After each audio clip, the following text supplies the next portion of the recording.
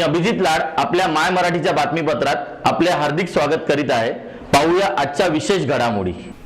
लोकसभा निवडणुकीतील याद्यांमधील घोळासंदर्भात निवडणूक आयोगाच्या अधिकाऱ्यांनी राजीनामा द्यावा। राष्ट्रवादी काँग्रेसचे कार्याध्यक्ष जितेंद्र आव्हाड यांची मागणी। लोकशाही आघाडीतर्फे मनसेचे सुधाकर चव्हाण यांची ठाणे महापालिकेच्या स्थायी समिती सभापतीपदी बिनविरोध निवड आणि ठाणे जिल्ह्यातील 107 गावांना आतापासूनच पाणी टंचाईची झळ। पुढील बातम्यांचा परामर्श घेऊया एका छोट्या विश्रांतीनंतर। माय मराठी चॅनलला माझ्या मनापासून शुभेच्छा। ठाणे महानगरपालिका हद्दीत घर घेताय का? मग ते अनधिकृत तर नाही ना, याची खातर जमा करा। अनधिकृत घर घेणं हा विकणाऱ्यासोबत विकत घेणारा देखील तितकाच दोषी असतो। तेव्हा घराची डोळस खरेदी करा। आपली कुठे फसवणूक तर होत नाही ना, यासाठी ठाणे महानगरपालिका मुख्यालयातील 4थ्या मजल्यावरील बांधकाम विभागात घराचा सर्वे नंबर, टिक्का नंबर याची खातर जमा करा। घराचं स्वप्न अवश्य करूया साकार, पण अनधिकृत घराचा नका करू कधीही विचार। अधिकृत घर म्हणजे उद्याची देखील निश्चिंती। अनधिकृत घराचे दार म्हणजे डोक्यावर कधीही तोडण्याची टांगती तलवार। जगणं तुमचं होऊ दे सुरेल गाणं, स्वच्छ सुंदर आणि अधिकृत घरांचं हसरं ठाणं।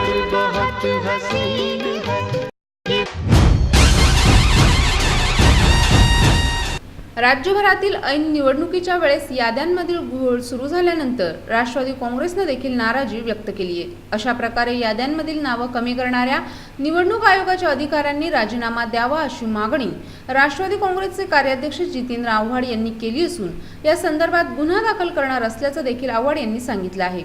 राज्यातील लोकसभेच्या निवडणुकीच्या वेळेस सर्वच जिल्ह्यांमध्ये याद्यांमधील नावं वगळल्यामुळे घोळ निर्माण झाला होता। त्यामुळे निम्म्याहून अधिक मतदारांना मतदान करता आलं नाही। याच कारणास्तव निवडणूक आयोगाने जबाबदारी स्वीकारून राजीनामा द्यावा, तसेच केवळ माफी मागून प्रश्न सुटणार नसल्याचं देखील आव्हाड यांनी सांगितलं।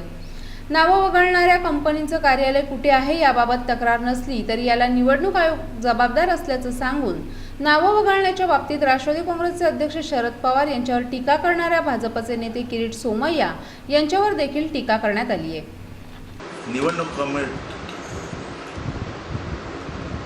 निवडणूक आयोग अत्यंत बेजबाबदारपणाने वागतंय। माफी मागून घेतले हात झटकता। जसं राज्यकर्ते चुकले की देशाची जनता राजीनामा मागते आणि राज्यकर्ते देतात आहे, तसं इलेक्शन कमिशनचे जे कोणी इन्चार्ज आहेत त्यांनी ताबडतोब राजीनामा द्यावा। 50% जनता निवडणुकीपासून वंचित राहते। हे कशाचं द्योतक आहे? 10 वेळा लोक अर्ज करतात, त्यांची नावं यादी देत नाही। यादी आली तर त्यांचे ॲड्रेसेस व्यवस्थित येत नाही। एकाचा फोटो दुसऱ्याच्या नावावर, दुसऱ्याचा फोटो तिसऱ्याच्या नावावर। बिल्डिंगच्या बिल्डिंग गायब होणं कोणाची जबाबदारी आहे? त्याच्यामुळे नुसतं नाही वी आर सॉरी नाही, जबाबदारी घ्यावी लागेल। आणि राजीनामा मागतो मी अत्यंत जबाबदारीने की तुम्ही डॉक्टर बाबासाहेब आंबेडकरांनी दिलेले अधिकार आमच्यापासून हिरावून घेतले, त्याच्याबद्दल तुम्हाला जबाबदारी द्यावी लागेल। मी स्वतः पोलीस स्टेशनला जाऊन केस रजिस्टर करतोय मुख्य निवडणूक आयोगावर अधिकारी।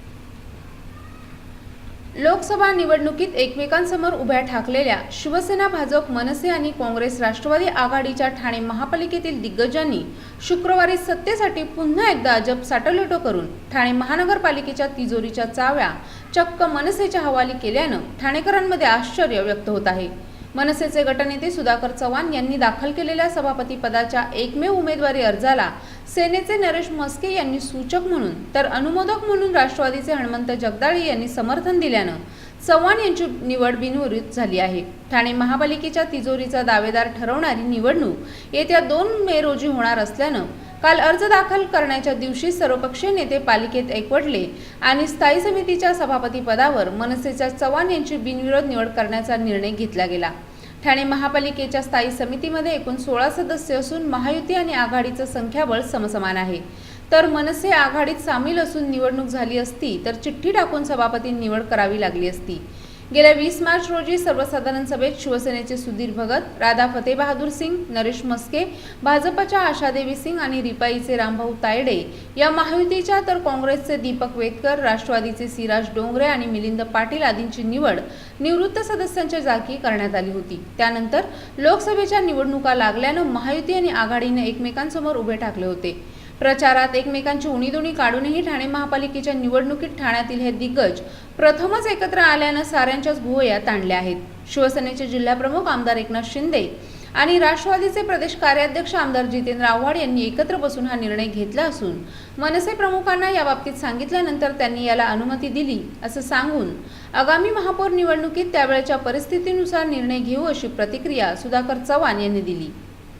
याचा अर्थ सरळ आहे की गेले 2.5 वर्ष तुम्ही बघत आला असाल की जे महापालिकेमध्ये वातावरण होतं ते वातावरण कुठेतरी संपवायचं होतं असा सर्वच पक्षांनी विचार केला आणि त्यामध्ये एक त्या लोकांना सिनियर पर्सन, बॅलन्स घेणारा पर्सन पाहिजे होता. तो माझ्या मते मी उभा राहिलो आणि म्हणूनच शिवसेनेने सूचक आणि लोकशाही आघाडीने अनुमोदक म्हणून सह्या केल्या आणि माझी निवड केलेली आहे. आणि यामध्ये माननीय जिल्हाप्रमुख एकनाथ शिंदे, माननीय आमदार जितेंद्र आव्हाड यांचा मोठा सहभाग आहे. कुठेतरी हे लोक बसून ठरवलं तेव्हा हा प्रकार घडल्यानंतर हा माननीय राजसाहेबांच्या कानावर घातला गेला आणि राजसाहेबांनी सुद्धा याला होकार दिला. म्हणून आज मी स्टँडिंग कमिटी चेअरमन बिनविरोध होऊ शकतो. मला हे कळत नाही, याच्या अगोदर तुम्ही बघितलं असेल की शिवसेनेला बिना शर्त पाठिंबा आम्ही दिला होता, त्याचबरोबर लोकशाही आघाडीला सुद्धा दिला होता. आज आमच्यामुळे दोन्ही पक्ष चालले होते तेव्हा त्यांनीच कुठेतरी विचार करून हा निर्णय घेतलेला आहे, असं काही नाहीये. पुन्हा भेटूया अल्पशा विश्रांतीनंतर. माय मराठी चॅनलला माझ्या मनापासून शुभेच्छा. मीटिंगवर मीटिंग्स करतानाही होतील पे सगळे बिल्स. बायको सोबत शॉपिंगला घ्या बॅलन्स चेक करायचा थ्रिल. मित्रांबरोबर पार्टी करताना घ्या फंड ट्रान्सफरचा फील. किचन मधूनही करेल आई तिचा मोबाईल रिफिल. सर्व काही होईल शक्य जर असेल हाती TJSB मोबाईल बँकिंग.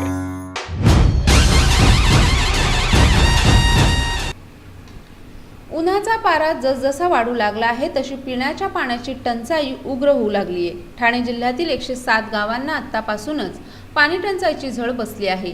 मे महिन्यात किमान 150 गावांच्या घशाला कोरड पडण्याच्या शक्यतेनं शासकीय यंत्रणा हडबडली आहे. दरवर्षी टंचाईची पहिली झळ शहापूर तालुक्याला बसते. यावर्षीही या तालुक्याला टंचाईने पिच्छा सोडलेला नाही. ग्रामस्थांची तहान भागवण्यासाठी 60 टँकर तालुक्यात धावत आहेत. आकारमानाने सर्वात मोठा जिल्हा म्हणून ठाण्याची ख्याती आहे. शासनानं निधी अभावी रखडवलेले धरण प्रकल्प आणि नियोजनाच्या अभावामुळे किमान 10 तालुक्यांमध्ये पाणी टंचाई भेडसावत आहे. यामुळे दरवर्षी टंचाईचे गावं कमी होण्यापेक्षा वाढतच आहेत. एप्रिलच्या 15 जिल्ह्यातील 107 गावं आणि 251 पाड्यांमध्ये तीव्र पाणी टंचाई भेडसावत आहे. भातसा, बारवी, तानसा, वैतरणा धरण प्रकल्प मुंबईची तहान भागवतात, मात्र जिल्ह्याचा बहुतांश भाग मात्र कोरडाच आहे. धरण उशाला आणि कोरड घशाला अशी स्थिती जिल्ह्याची झाली आहे. तीव्र पाणी टंचाईची झळ कमी करण्यासाठी प्रशासनानं संभाव्य टंचाई निवारण आराखडा तयार केलाय. ही दरवर्षीची पाटी प्रशासन पुन्हा वापरत आहे. मुळात प्रकल्प पूर्ण करण्यासाठी प्रयत्न होताना दिसत नाहीत. शिवाय राष्ट्रीय पेयजल योजना, प्रादेशिक नळपाणी, स्वतंत्र पाणी पुरवठा योजनांची योग्य देखभाल न केल्यामुळे अनेक गावांमध्ये पाणी टंचाईला सामोरं जावं लागत आहे. तसंच आदिवासी भागात पायाभूत सुविधा निर्माण करण्यात शासनानं लक्षच न दिल्यामुळे वर्षोनुवर्षे त्यांच्या नशिबी भटकंती आली आहे. ठाणे जिल्ह्यातील मतदान शांततेत पार पडल्यानंतर निवडणूक अधिकारी आणि कर्मचारी यांनी सुटकेचा निश्वास सोडलाय. मात्र ठाणे, पालघर, कल्याण आणि भिवंडी या 4 लोकसभा मतदारसंघातील 8083 मतदान यंत्रांवर 24 तास वॉच ठेवण्यात येणार आहे.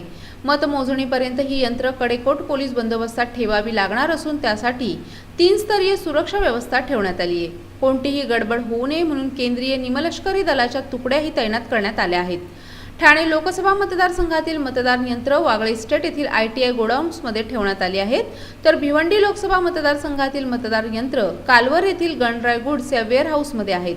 पालघरची मतदान यंत्र जव्हार येथील ITI मध्ये तर कल्याण लोकसभा मतदारसंघातील यंत्र बैल बाजार येथील APMC मार्केटमध्ये सुरक्षित ठेवण्यात आली आहेत। या चारही ठिकाणी 16 मे रोजी मतमोजणी होणार असून तोपर्यंत ही मतदान यंत्र सुरक्षित ठेवण्याचं आव्हान निवडणूक यंत्रणेवर आहे। ठाणे जिल्ह्यात सरासरी 50% एवढं मतदान झालं असून सर्वांचंच लक्ष आता निकालाकडे लागलं आहे।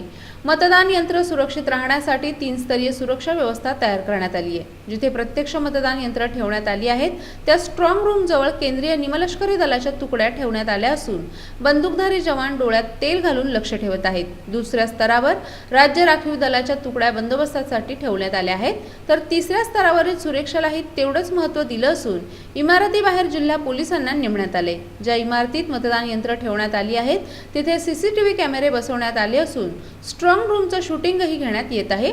त्यासाठी खास व्हिडिओग्राफर्स नियुक्त करण्यात आले आहेत।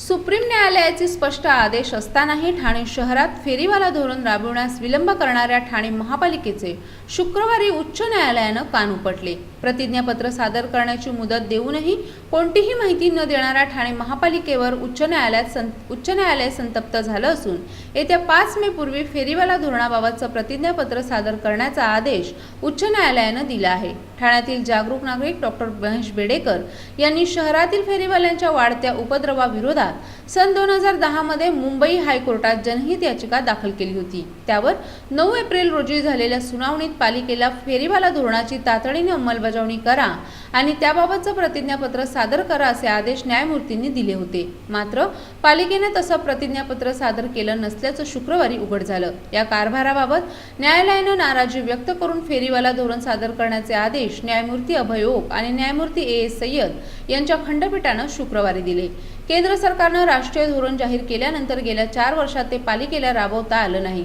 शहरातील फेरीवाल्यांची नोंदणी, त्यांच्यासाठी विशेष झोन यांचा समावेश असलेलं धोरण पालिकेनं तयार करणं अपेक्षित होतं, मात्र अद्याप तसं धोरणच तयार झालं नाही। आयुक्तांच्या अध्यक्षतेखालील पोलीस आयुक्तांसह 6 सरकारी विभागांचे प्रतिनिधी, फेरीवाल्यांचे प्रतिनिधी, स्थानिक रहिवाशांचे प्रतिनिधी, डॉक्टर, वकील, महिला मंडळाच्या प्रतिनिधींचा समावेश असलेली समिती नुकतीच स्थापन झाली असून तिची एकमेव बैठक झाली आहे। ठाणे महापालिकेत महायुती आणि लोकशाही आघाडीचं संख्याबळ समसमान असल्यानं स्थायी समिती सभापती पदाची निवडणूक चुरशीची होणार असं वाटत असतानाच शिवसेनेने यातून अनपेक्षितपणे माघार घेऊन हे महत्त्वाचं पद मनसेला बहाल केलं। त्यानुसार लोकशाही आघाडीतर्फे मनसेचे सुधाकर चव्हाण यांची स्थायी समिती सभापतीपदी बिनविरोध निवड निश्चित झाली। परंतु ऑक्टोबरमधील महापौर पदाच्या निवडणुकीच्या निमित्तानं सेनेनं ही खेळी केल्याची चर्चा राजकीय वर्तुळात सुरू झाली आहे। पालिकेत सध्या महायुतीचे 65 आणि लोकशाही आघाडीचे 65 असं संख्याबळ आहे। परंतु लोकसभा निवडणुकीच्या निमित्तानं बसपाचे नगरसेवक विलास कांबळे यांनी लोकशाही आघाडीला पाठिंबा देऊन महापौर निवडणुकीतही पाठिंबा कायम राहणार असल्याचं स्पष्ट केलंय। अन्य 2 नगरसेवकही आपल्यासोबत असल्याचा दावा आघाडीनं केला आहे। यामुळे भेदरलेल्या शिवसेनेनं त्यांना पुन्हा आपल्या छावणीत आणण्याचा प्रयत्न केला होता। दरम्यान मागील सभापतीपदाच्या निवडणुकीच्या वेळेस शिवसेनेनं बसपाला शब्द दिला होता, त्यामुळे शिवसेनेनं मनसेची मनधरणी केली होती। त्यानुसार मनसे देखील त्यावेळेस तटस्थ राहणार होती, परंतु ऐन वेळेस शिवसेनेनं राष्ट्रवादीचे नगरसेवक गणेश साळवी यांना फोडलं आणि कांबळे यांची निवड बिनविरोध झाली। परिवहनच्या निवडणुकीत झालेल्या राड्यानंतर भाजपाचे नगरसेवक मिलिंद पाटणकर हे दुरावले आहेत। तसंच बसपाच्या कांबळे यांनी अन्य दोघांना पाठीशी घातल्यानं महायुतीचं संख्याबळ 61 आणि लोकशाही आघाडीचं 69 असं काहीसं चित्र निर्माण होणार होतं। त्यामुळे हा दगाफटका लक्षात घेऊन महापौर पद आपल्याकडे राहावं या उद्देशानेच मनसेशी हातमिळवणी केल्याची चर्चा सुरू आहे। येत्या 2 मे रोजी स्थायी समिती सभापती पदाची निवडणूक होणार आहे। त्यासाठी शुक्रवारी लोकशाही आघाडीतर्फे मनसेचे सुधाकर चव्हाण यांनी उमेदवारी अर्ज दाखल केला। याला सूचक म्हणून सभागृह नेते नरेश मस्के यांनी तर विरोधी पक्षनेते हनुमंत जगदाळे यांनी अनुमोदन दिलं। पुन्हा भेटूया अल्पशा विश्रांतीनंतर। माय मराठी चॅनलला माझ्या मनापासून शुभेच्छा। मीटिंगवर मीटिंग्स करतानाही होतील पे सगळे बिल्स। बायको सोबत शॉपिंगला घ्या बॅलन्स चेक करायचा थ्रिल। मित्रांबरोबर पार्टी करताना घ्या फंड ट्रान्सफरचा फील। किचन मधूनही करेल आई तिचा मोबाईल रिफिल। सर्व काही होईल शक्य जर असेल हाती TJSB मोबाईल बँकिंग।